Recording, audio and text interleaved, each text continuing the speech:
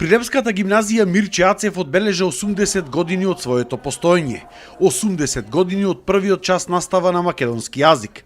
За овие 8 децении постоење, Прилепската гимназија била и останала столбот на образовниот систем во Прилеп, расадник на голем број интелектуалци, од каде што произлегле голем број на научници, професори, архитекти, доктори на науки, лекари, спортисти, уметници, кои што се вградиле длабоко во нашиот општествен развој и напредок. Денешниот ден ќе го одбележиме со повеќе активности.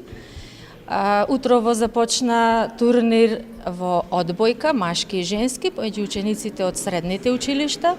Во холот на училиштето имаме изложба која што е подготвија учениците од нашето училиште и со една свечена академија, односно свечена седница на наставничкиот совет, која што ќе заврши со пригодна програма од учениците. Не е малку 80 години да бидиш центарот на образованието во Прилеп, како што спомна и директорката.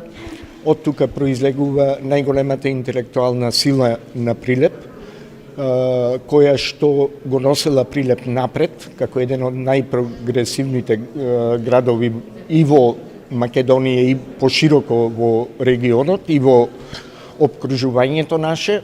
Значењето на овој јубилеј е голем, бидејќи представува гордост да се дочека 80 години постоење и при тоа да се зборува за една многу успешна гимназиска приказна на ред генерации кои што поминале низ ходниците на гимназијата.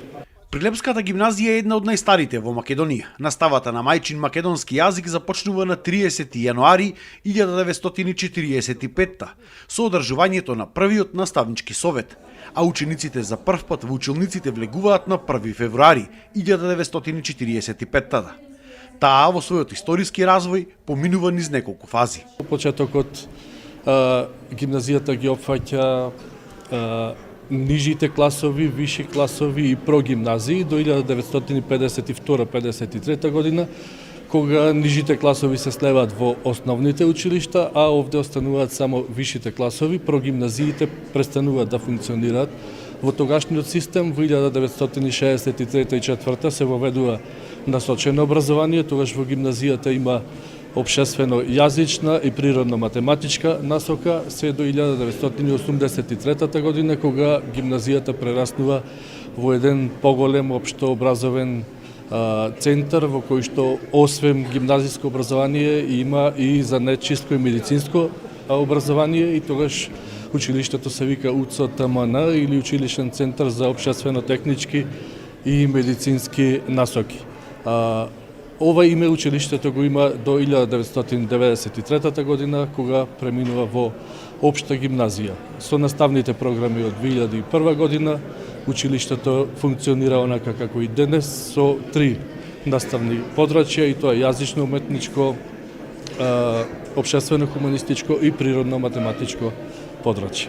За овие 80 години во гимназијата поминале околу 14.000 ученици, на 300 професори, 45 надворешни соработници, 17 административни работници, 48 лица вработени како технички персонал. Навистина импозантни бројки со кои што може да се пофали едно училиште на ниво на Македонија.